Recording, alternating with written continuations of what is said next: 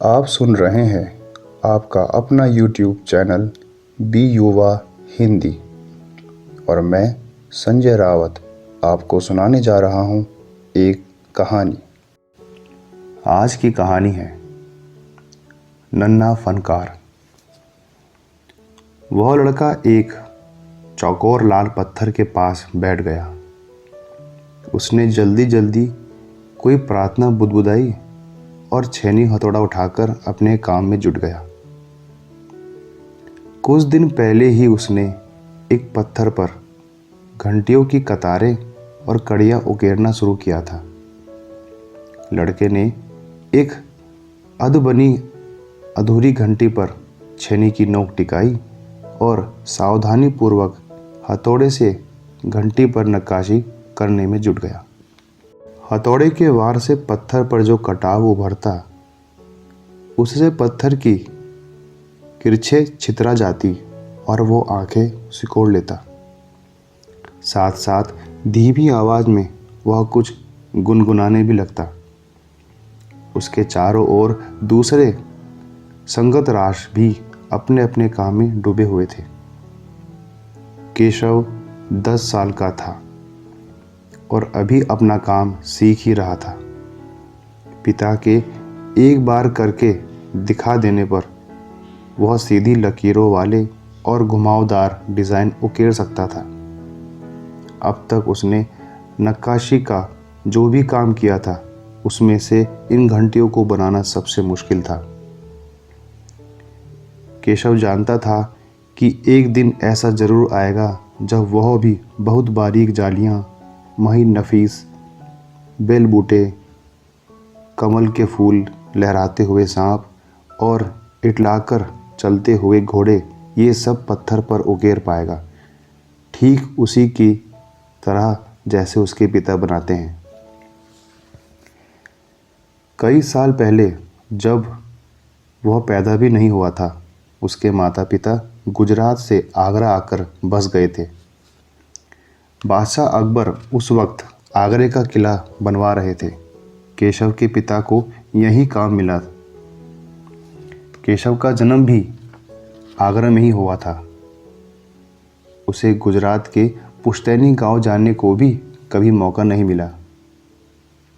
आगरे की गलियां और अब सिकरी, बस यही उसका घर था। चारों ओर हो रही छेनी हथौड़ों की ठक ठक खड़ खड़ के बीच केशव को किसी के कदमों की आहट भी न सुनाई पड़ी। इसलिए अचानक कानों में एक आवाज़ पड़ने पर वह चौंक गया। माशाअल्लाह, ये घंटियाँ कितनी सुंदर हैं, तुमने खुद बनाई हैं?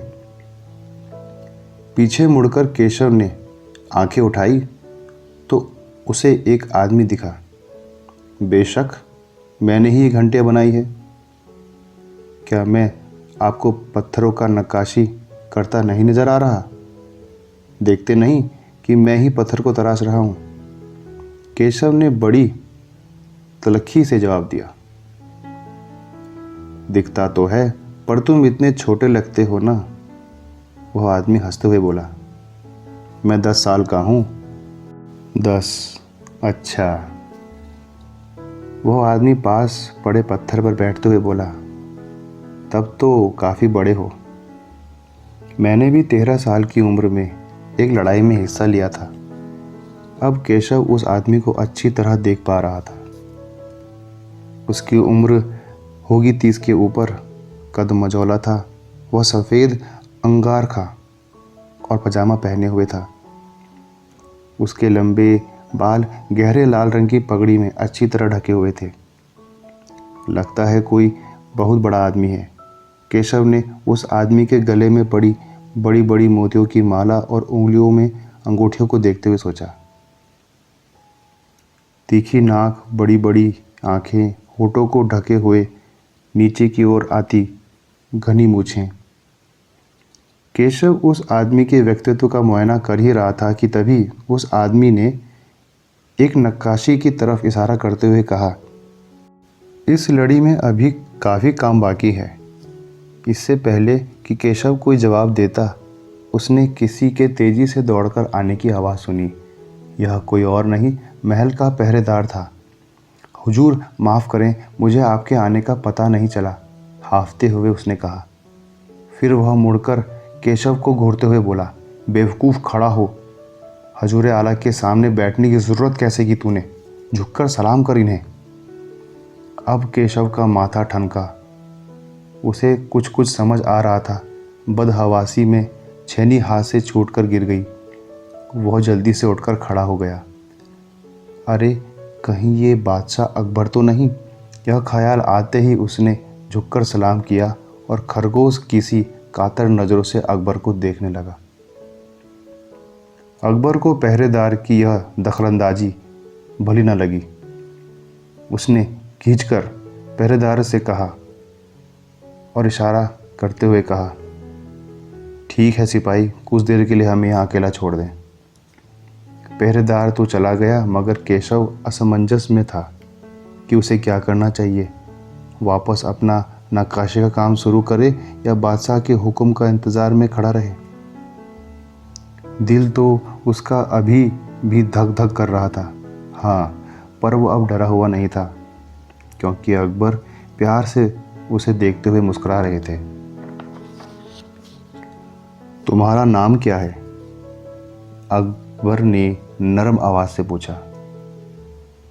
केशव, उसने नपा तुला जवाब दिया। केशव, क्या तुम मुझे नक्काशी सिखाओगे? उलझन में पड़े केशव ने तुरंत सिर हिला दिया। तब तो तुम्हें मेरे लिए हथौड़े और छेनी का इंतजाम करना होगा। केशव फुर्ती से अपने पिता के पास भागा गया और उनसे छेनी हथौड़ा उठाकर ले आया। दोस्ताना अंदाज में अकबर केशव के पास ज़मीन पर बैठ गए और पास में पड़े पत्थर को खींचते हुए बोले, ठीक है, अब बताओ मुझे क्या करना है? केशव ने संदेह भरी नज़रों से अकबर की ओर देखा। हजूर, क्या आप यह सब करेंगे? क्यों नहीं, मुझे तो विश्वास है कि मैं ये सीख ही लूँगा। नहीं, मेरा मतलब ये नहीं था। केशव सकपका गया। दरअसल मैं कहना चाहता था कि आप इतने बड़े हैं, बादशाह हैं, ये ठीक नहीं लगता। उसने कुछ अमनवे भाव से कहा। अकबर हंसकर बोले, अच्छा, लेकिन पिछले हफ्ते तो मैंने मिट्टी से भरी डलिया ढोने में किसी की मदद की थी। क्या यह काम उससे भी ज़्यादा मुश्किल है? केशव अभी भी असमंजस की स्थिति में था। वह अकबर के पास बैठ गया और उन्हें छेनी पकड़ने का सही तरीका सिखाने लगा। फिर जैसे कि केशव के पिता ने उसे सिखाया था, उसने कोयले के टुकड़े से पत्थर पर लकीरें खींचकर एक आसान सा नमूना बनाया और गंभीरता से कहा, देखिए, सिर्फ इन्हीं लकीरों को बहुत ध्यान से तराशना है।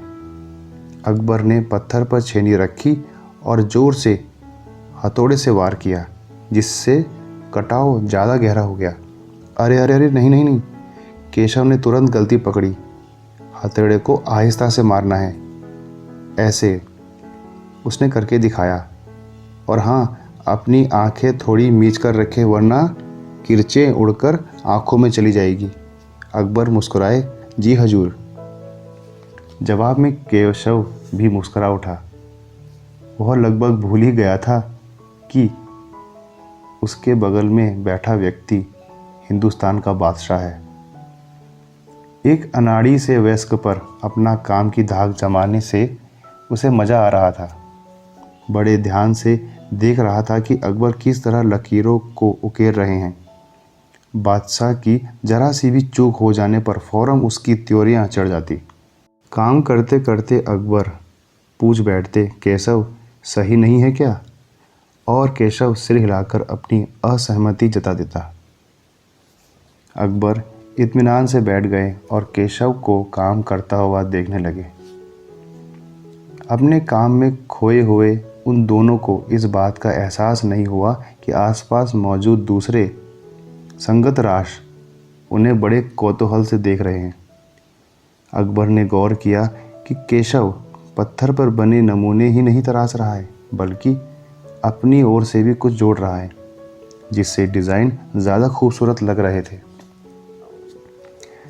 लड़के के काम करने के अंदाज को देखकर अकबर ने धीमे से कहा, केशव देखना, एक दिन तुम बहुत बड़े फनकार बनोगे। हो सकता है कि तुम एक दिन मेरे कारखाने में काम करो। कारखाना? कैसा कारखाना? बस एक बार ये महल तैयार हो जाए और लोग आगरा से आकर यहाँ बसने लगे, तब मैं कारखाना बनवाऊँगा। इस कारखाने में मेरी सल्तनत के सबसे बढ़िया फनकार और शिल्पकार काम करेंगे। चित्र बनाने वाले कलाकार, गलीचों के बुनकर, संगत राश, पत्थर और लकड़ी पर नक्काशी करने वाले शिल्पकार, सभी वहाँ काम करेंगे।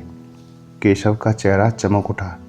वह मुस्कुराते हुए बोला, मैं वहाँ ज़रूर काम करना चाहूँगा।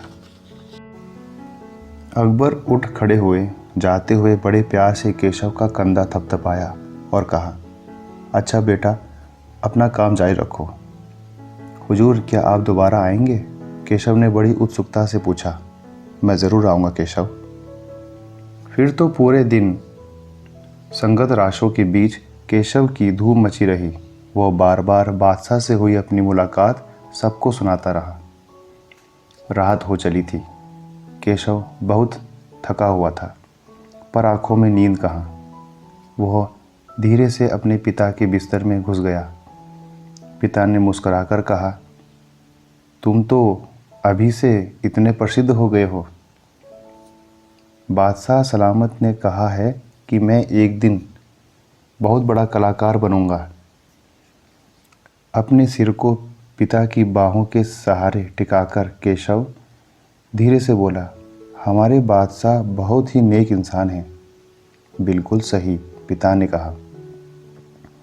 कुछ सोचकर केशव ने पूछा, बाबा, एक बात बताओ, बादशाह के पास आगरा में एक से बढ़कर एक खूबसूरत महल हैं, फिर वे सिकरी में यह शहर क्यों बना रहे हैं?